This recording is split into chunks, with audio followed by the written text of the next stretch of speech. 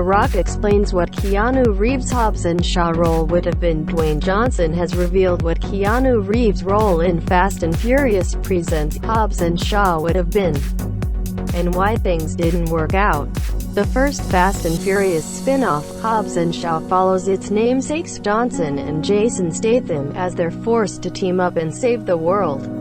Along the way, the pair end up battling an MI6 agent turned terrorist named Brixton Lore, Idris Elba, who's been enhanced with cybernetic implants and works for a techno-terrorist organization known as Ideon. Ideon's mysterious director is only ever heard as a heavily processed voice in Hobbs Shaw, and viewers have been speculating rampantly about their true identity since the film hit theaters last Thursday.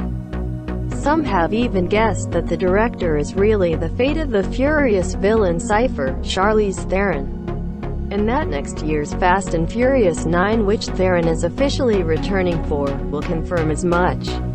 According to Johnson, however, the Hobbs Shaw team had something else in mind altogether. Speaking to Screen Rant during our Hobbs Shaw junket conference call, Johnson confirmed that Reeves was originally in talks to play Ideon's director, but things didn't work out. Here's his explanation for what happened, and then what we also did at the end was we left the ominous voice faceless. So, for some time, I think you guys have heard the rumor that it was going to be a bit of a John Wick, all disguised. But then we left it there, with a few people in mind. Originally, Keanu was the goal. We were talking, and it just didn't feel right creatively. He and I talked, and I totally got it.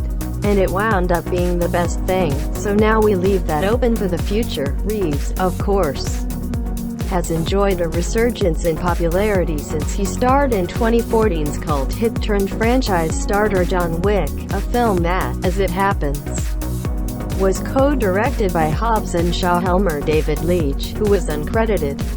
It makes sense, then, that The Rock and his team reached out to him for their Fast and Furious spin-off.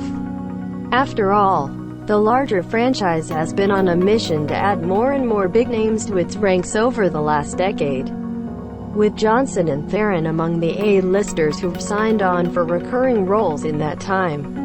Hobbs Shaw ultimately leaves the Ideon director's identity up in the air for its sequel to resolve. So there's technically still a chance that Reeves could end up playing the role down the line, should he change his mind. While he's generally known for playing heroes or noble anti-heroes in his action films, Reeves has portrayed villains a handful of times in the past, for example, his directorial debut, Man of Tai Chi, and the results have generally been memorable.